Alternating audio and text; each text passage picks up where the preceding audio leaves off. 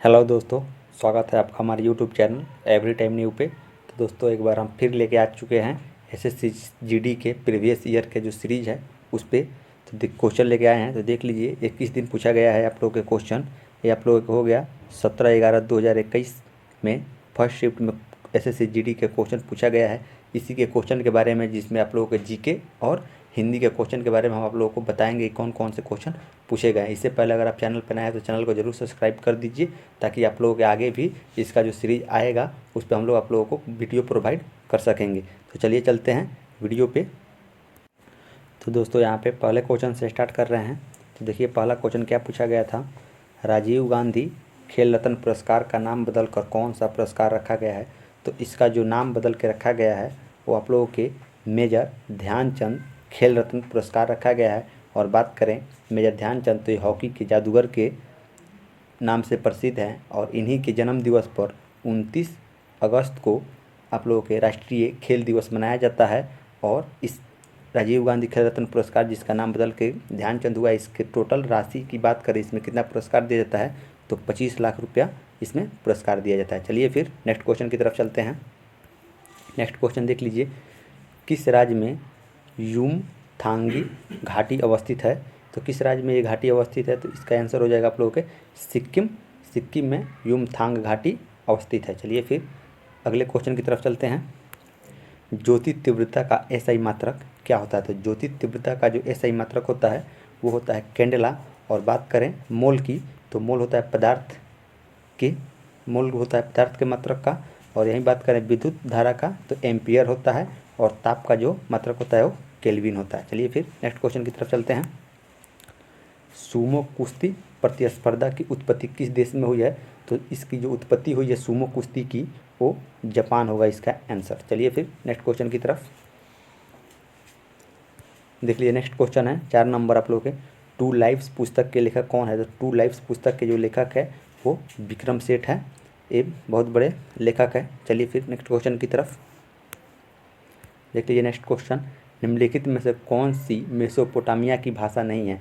तो इसका जो आंसर हो जाएगा कि मेसोपोटामिया की भाषा नहीं है, ये सुमेरियन हो जाएगा। चलिए दोस्तों फिर नेक्स्ट क्वेश्चन की तरफ चलते हैं। 6 नंबर देख लीजिए। क्वेश्चन है, जनता द्वारा मुद्रा के रूप में अपने पास रखे गए धन और उसके द्वारा बैंक में जमा धन के अनुपात को क्या कहते हैं। तो इसका जो आंसर हो जाएगा वो आप लोगों के ऑप्शन फर्स्ट हो जाएगा मुद्रा जमानुपात। चलिए फिर 7 नंबर क्वेश्चन की तरफ चलते हैं। 7 नंबर क्वेश्चन है, भारत के किस शहर में सप्तक संगीत समारोह मनाया जाता है। तो भारत के जो है अहमदाबाद जो कि गुजरात में है, इसमें सप्तक संगीत समारोह मनाया जाता है। और अहमदाबाद में ही नरेंद्र मोदी स्टेडियम है जो कि क्रिकेट का वर्ल्ड का सबसे बड़ा स्टेडियम है। चलिए फिर 8 नंबर क्वेश्चन की तरफ चलते हैं। तो 8 नंबर क्वेश्चन है, निम्नलिखित में से किसे माइक्रो इकोनॉमिक्स के जनक के रूप में जाना जाता है। तो इसका जो आंसर होगा आप लोगों के सी होगा ऑप्शन। अल्फ्रेड मार्शल जो होगा वो माइक्रो इकोनॉमिक्स के जनक है। चलिए फिर 9 नंबर क्वेश्चन की तरफ चलते हैं। तो देख लीजिए यहाँ पे सीएनजी का पूर्ण रूप क्या होता है। तो सीएनजी का जो पूर्ण रूप होता है वो होता है कंप्रेस्ड नेचुरल गैस। और सीएनजी में सबसे प्रतिशत किसकी ज़्यादा मात्रा होती है तो मीथेन गैस की हो जाएगी। चलिए फिर नेक्स्ट क्वेश्चन की तरफ चलते हैं। 9 नंबर क्वेश्चन देख लीजिए यहाँ पे, भारतनाट्यम नृत्य के पुनरुद्धार के रूप में किस नृत्यांगना को जाना जाता है। तो इसका जो आंसर हो जाएगा आप लोगों के ऑप्शन बी होगा रुक्मणी देवी अरुण डेल। यह याद रखिएगा क्योंकि ये आगे भी पूछा जा सकता है। एसएससी जीडी के जो एग्जाम चल रहा है उसमें ज़रूर पूछा जाएगा। चलिए फिर 10 नंबर क्वेश्चन देख लीजिए यहाँ पे, निम्नलिखित में से किस नगर में स्वतंत्रता सेनानी चंद्रशेखर आज़ाद ने अंग्रेज़ों के द्वारा पकड़े जाने की वजह स्वयं को गोली मार ली थी। तो इसका जो आंसर हो जाएगा इलाहाबाद होगा। और वो जो पार्क था अल्फ्रेड पार्क में उन्होंने अपने को स्वयं को गोली मार ली थी। चलिए फिर 11 नंबर क्वेश्चन की तरफ चलते हैं। 11 नंबर क्वेश्चन देख लीजिए, कदम बांध कदम नदी और किस नदी के संगम पर स्थित है। तो इसका जो आंसर हो जाएगा वह आप लोगों के गोदावरी नदी हो जाएगा। और बात करें गोदावरी नदी को तो इसे बूढ़ी गंगा के रूप में जाना जाता है, वृद्ध गंगा। और दक्षिण भारत की सबसे बड़ी नदी गोदावरी को ही बोला जाता है। चलिए फिर नेक्स्ट क्वेश्चन की तरफ चलते हैं। देख लीजिए नेक्स्ट क्वेश्चन 12 नंबर, बांग्लादेश के किस वर्ष तक पाकिस्तान का हिस्सा रहा था? तो बांग्लादेश 1971 तक, जब तक बांग्लादेश आज़ाद नहीं हुआ तब तक ये पाकिस्तान का हिस्सा था, और ये 1971 में जाके आज़ाद हुआ। उसके बाद ये बांग्लादेश एक अलग देश बना। चलिए फिर नेक्स्ट क्वेश्चन की तरफ चलते हैं।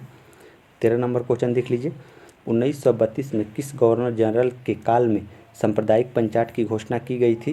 तो दोस्तों यहाँ पे गवर्नर जनरल नहीं होगा, यहाँ पे आप लोगों के प्रधानमंत्री होगा, जो कि यहाँ पे छूट गया है, गवर्नर जनरल गलती से टाइप हो गया है, यहाँ पीएम होगा। तो इसका जो आंसर होगा सांप्रदायिक पंचायत, तो वो रैमजे मैकडोनाल्ड होगा।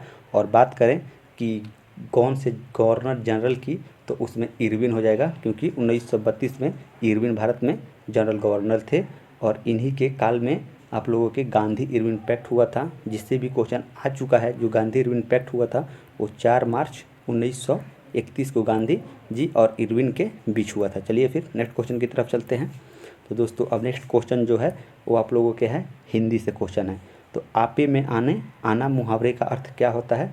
तो इसका जो आंसर होगा होश में आना होगा, यानी कि ऑप्शन ए होगा। चलिए फिर 15 नंबर क्वेश्चन की तरफ चलते हैं।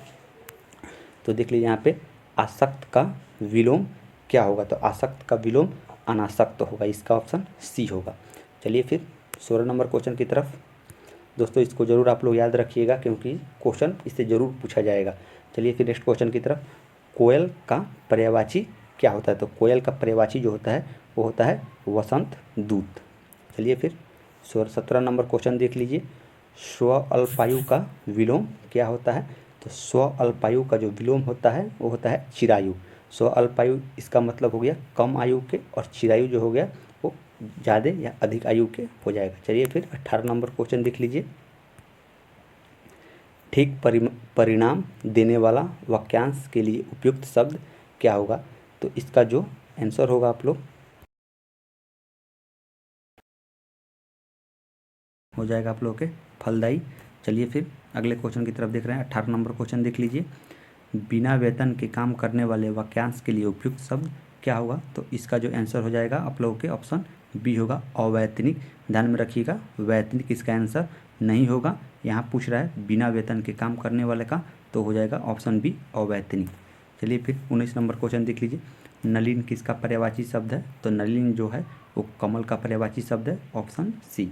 चलिए फिर 20 नंबर क्वेश्चन देख लीजिए, समास का विलोम क्या होता है? तो समास का जो विलोम है दोस्तों ये बहुत अच्छा क्वेश्चन है, कई बार एग्जाम में पूछा जा चुका है। तो समास का जो विलोम होगा वो व्यास होगा। तो दोस्तों ये वीडियो कैसा लगा? इस सीरीज आगे भी जारी रहेगा आप लोगों के लिए। तो चलिए फिर मिलते हैं नेक्स्ट वीडियो में, तब तक के लिए धन्यवाद। जय हिंद, जय भारत। चैनल को जरूर सब्सक्राइब कर लीजिएगा।